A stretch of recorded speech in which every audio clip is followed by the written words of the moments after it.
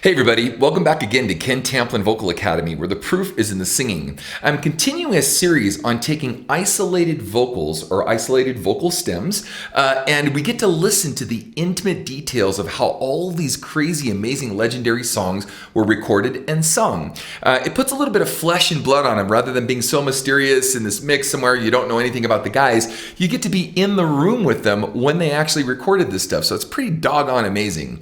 Next up is Chop Suey. The song is from System of a Down, as you know. Serj Tankian is a singer. Now, my understanding, they came out of Glendale, and they're ready to release some new material here, and like the first material in like 15 years, so that's pretty amazing. But this particular song, I think originally was just called Suicide, and the label wanted it to be a little more radio-friendly, whatever that's supposed to mean for a song like this. But and so they changed it to Chop Suey, like, you know, eating chop suey, the Chinese food, chop suicide, right? So there's kind of a little bit of a play on words there. Now, some of the lyrics are a little crazy because it does refer to suicide. There's a reference to Christ at the end, which I'm not even sure what to make of it, if it's blasphemous on the one side or if he's actually saying how Christ must have felt at the cross, because they do, you know, at the end of the prayer, it's, you know, why, Father, why hast thou forsaken me, and all this stuff. So maybe we'll get into that, I'm not sure. But I wanted to do something also a little differently. But before we get started on all this stuff, if you guys wouldn't mind, please like and subscribe to my channel. That would be really cool. I have a singing course. That singing course is called How to Sing Better Than Anyone Else. You can find it right here at Ken Tamplin Vocal Academy.com. I have a free singing forum there as well, and you can join that for free. There's over 20,000 members in there, so it's really cool. But so for that to say, we're doing all these different takedowns to show you how this stuff was done, so it kind of demystifies a lot of this. And I couldn't think of a better time to do it than with someone like Serj, because he's just a crazy head in a good way. He's got a lot of really good energy, and he's really more diverse than this song gives him credit for, because he can go a lot of different places. Now, one other thing too, this band hails out of Glendale, California, where it was originally from, and I want to say, I forget what East Bloc country it was from, but not Romania. I'll have to think about that. It was like, I forget where some of the other members were from, but it was somewhere around Turkey.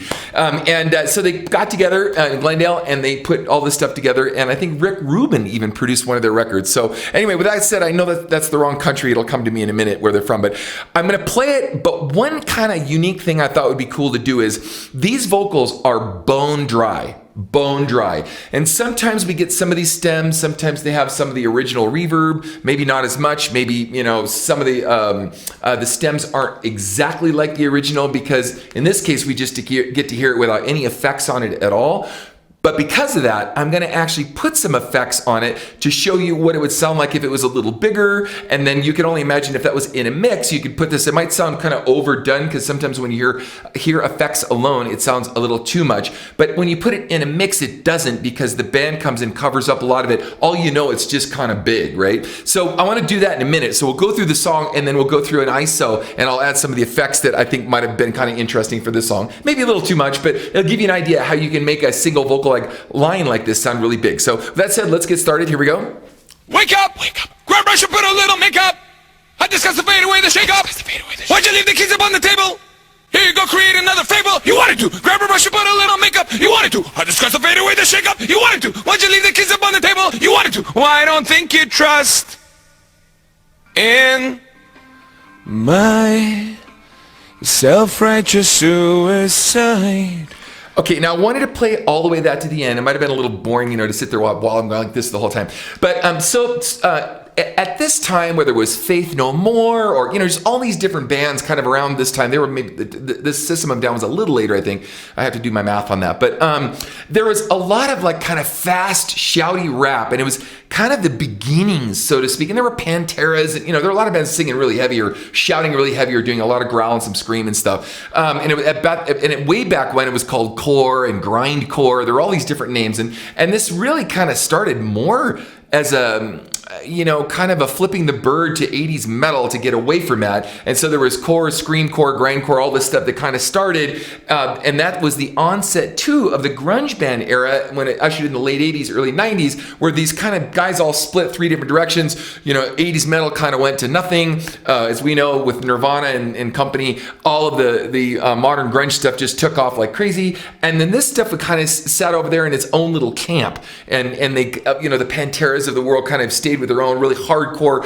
So it's like kind of taking metal and making it even more metal, right? Like monster metal. So it kind of took the metal stuff and made it a little grungier, but a little heavier, and a lot of scream, a lot of core and grindcore and stuff. So that's where kind of a lot of this stuff really started. So if you listen back to this now, what's interesting is, way up, grab a bunch and put a little makeup. How this gonna happen? Check out. You can't really in the mix. You can't really tell exactly everything that he's saying. So, but it's just a lot of almost punk influenced angst. Excuse me. So punk influenced angst. And as you go through some earlier punk stuff, whether it's Suicidal Tendencies, and I don't know if they would call them punk, but some of the earlier punk stuff, you're gonna find that a lot of the punk stuff was a lot like this way early on. I'm even talking 70s, late 70s. So if you look that up, just go punk era 70s, kind of Google it or go on YouTube, and you'll hear a lot of this influence. And then they put in a melody to it, and they add, kind of their own heavy guitars and inflections and stuff. And the band itself is more musical than punk by a factor of a lot. A lot of punk bands, they didn't really care. There was, I'm trying to think of some of the name of the bands back then. Hopefully that'll come to me too. But I want to stay more focused on the vocal stuff. Now, what Serj does is he compresses his sound. So we could do this. You do it with me if you want. Wake up! Like hold your breath. Just completely hold it and go. Wake up! Grab a bunch and put on a little makeup. Right? You can wake up. Grab a bunch and put on a little makeup. Hide the skirts and fade away the shake up. Right? So you've got this constant thing now. What is inhibiting about that is the way that's compressed in the throat is it really inhibits your ability to go up with a lot of range. You're kind of stuck with kind of shouting, So in order for him to get any more dynamic or difference, instead of having a lot of sameness into the sound, he has to go down in the pitch and bring it back up rather than going any higher. Now, there are exceptions to this rule, and we could talk about a lot. Pantera would be one of them. There's other bands and whatnot. In fact, I'll try to do a little expose, and I've done this too. I did a whole video on, like the greatest vocal screams ever. I'm not sure if that was taken down by YouTube because they take down a lot of stuff if publishing companies get in a tissy fit and they don't want you using their stuff. But I did a real cool expose on all this stuff where you can hear all these different metal singers. And there's, Mike was a great one. There's a lot of guys out there that have done some amazing growl stuff where he has a ton of range. So I'm not saying it can't be done. I'm just saying that in this context, it's more difficult. So let's check this out a little bit farther.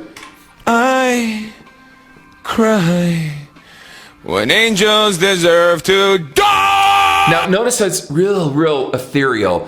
I cry when angels deserve to die. Right, and so, okay, so he's being really dramatic and really extreme to make his point across.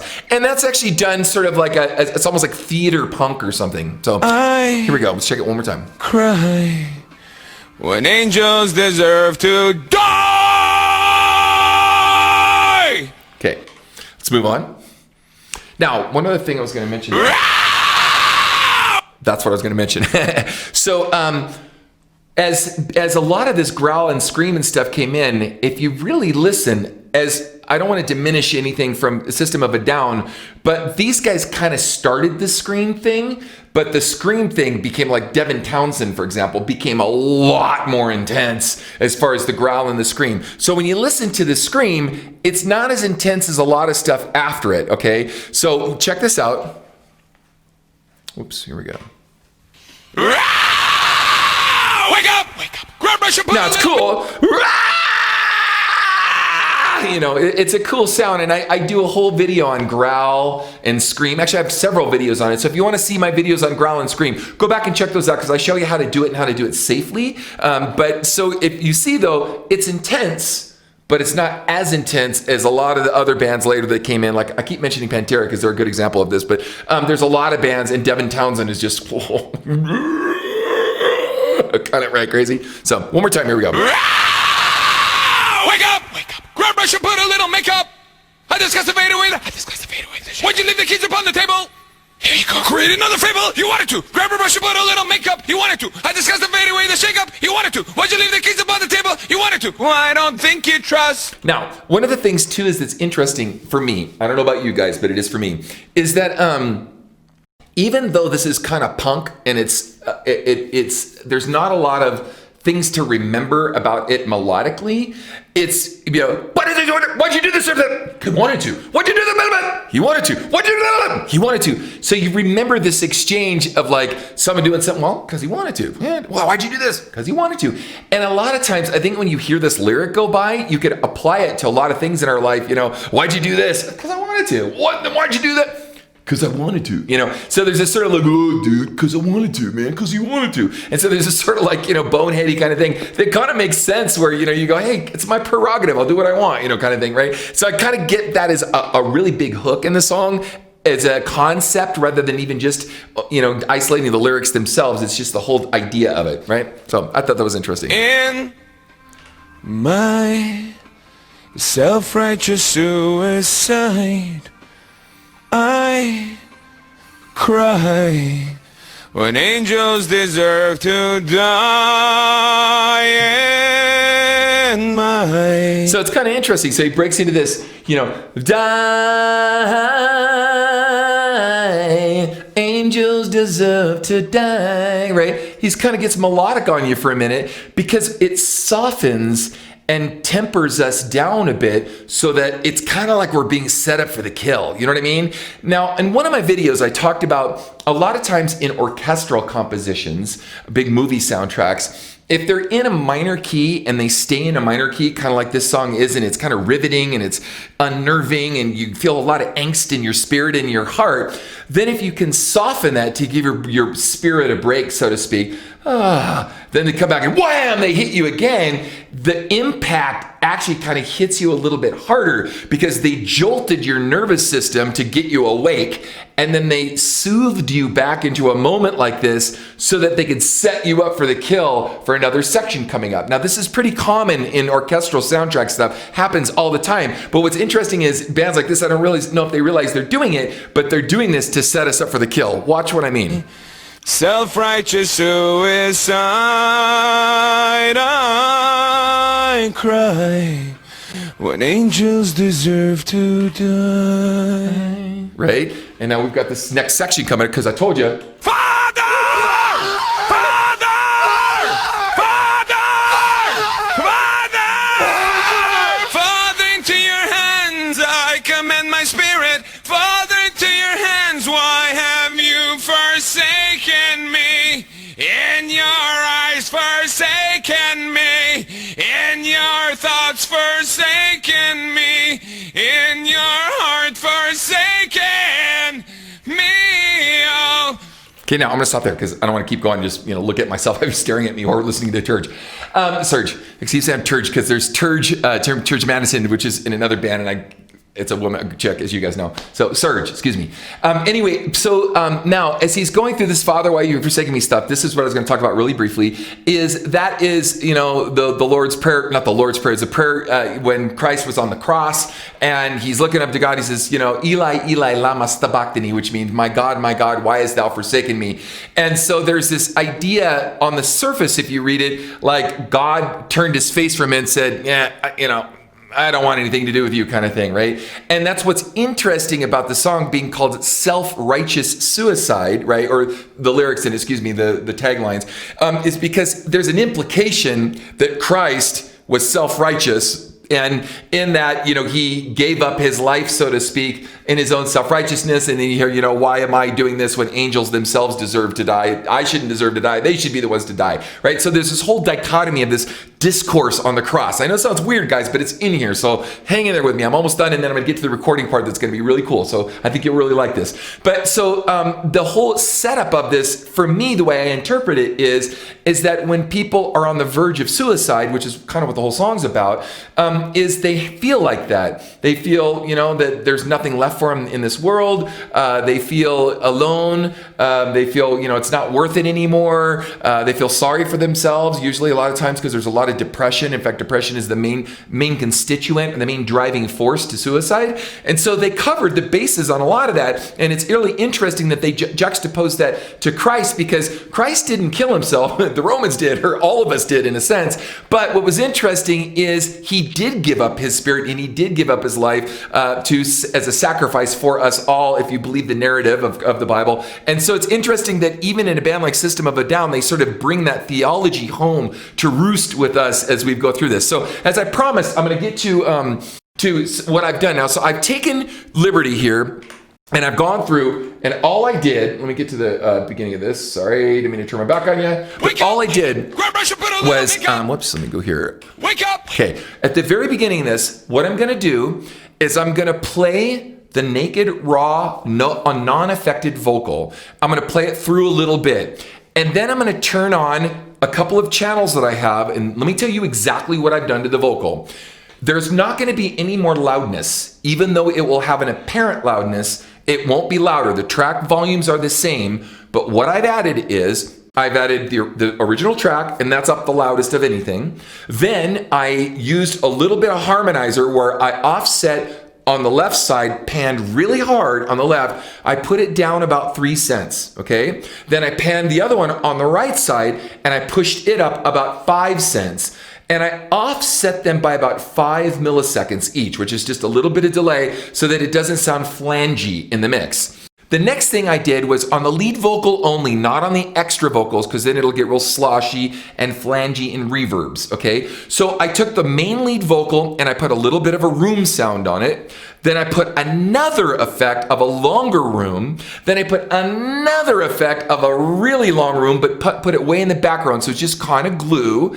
And then I took another doubling effect that's just the original vocal, I copy it, and then I pushed it back about 20 milliseconds to give a little slap back to it, along with a little bit of delay in the background to kind of glue it all together so you don't hear any individual effects. It just sounds like one big effect. Now, you're going to say, Ken, that's a lot of effect. It is, and I'm using them very subtly, because a lot of people, when they use effects, they use a lot of one effect and it sounds really cheap and lame. So I'm trying to show you some very, very special ways of where you can take subtle, use some subtleties in these effects and make them sound really cool. Now you may say, I like the original raw vocal better, and that's fine. I kind of do too, because it's right in your face, because the more you add effect, the more it pushes the sound back. It makes it bigger, but it pushes the sound back, and it doesn't have the rawness of it being right in your face as a vocal that has no effect at all. But I did want you to hear it, because if you heard it in a track, you wouldn't hear all that effect. You just hear it be really big. And you might ask yourself a lot of times going,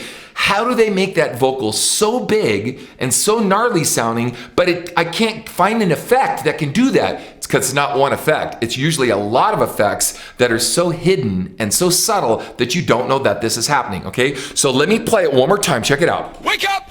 Grab brush and put a little makeup. I discuss the fade away, the shake up. Why'd you leave the keys up on the table? Here you go, create another fable. You wanted to. Grab a brush and put a little makeup. You wanted to. I discuss the fade away, the shake up. Now, here's with my effect. So I'm going to put these all on. Here's with my effect. Check this out.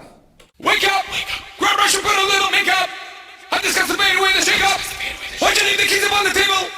Here you go, create another fable. You wanted to. Grab a brush and put a little makeup. You wanted to. I discuss the fade away, the shake up. You wanted to. Hear how expensive that sounds? Now listen to the original with no effect on it at all. Again. Check it out. Wake up! Grab brush and put a little makeup. I discuss the fade away, the shake up. Why'd you leave the keys up on the table? Here you go, create another fable. You wanted to. Grab a brush and put a little makeup. You wanted to. I discuss the fade away, the shake up. You wanted to. Why'd you leave the keys up on the table? You wanted to. Well, I don't think you trust. Hear the difference? Now one is really big and kind of, dare I use the word Bon Jovi big, or even, Faith No More. Like a lot of those bands back then, a lot of those bands did use a lot of Kurt Cobain in the choruses, Metallica. There was a lot of bands that used a lot of effect, especially in the choruses and stuff. And I just wanted to show you how you can get to these different places that are, I was looking and I was waiting for a nice dry vocal like this to do this to, so that we could experiment a little bit. Now I did sing a Dio song. I forget which one it was, where I just sang the vocal really dry. I showed you how Dio had some of his effects on it, and then how we could reduplicate that song. So I did also show how we can reduplicate certain things in the studio to sound like the original recording. In this case, I'm showing you how it could have gone a different direction too, had it been recorded differently or put up together differently. So anyway, with that said, gang, check out my next video.